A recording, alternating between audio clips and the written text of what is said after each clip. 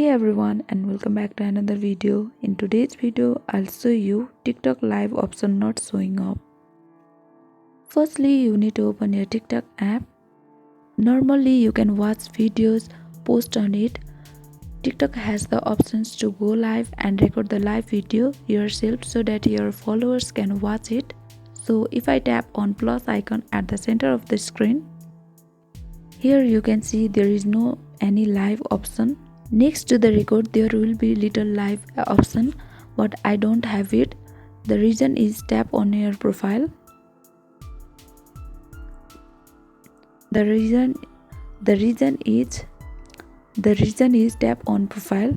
You can see my followers. So the reason why live option is not showing up, that you need 1000 followers soon. As you get 1000 followers, you will just pop up and able to go live. And another thing is you need to be 16 years old or older. In order to have TikTok account, you only need to be 13 years, but to access to live you need to be 16 years or above. So this is the reason why TikTok live option is not showing up. Thank you for watching.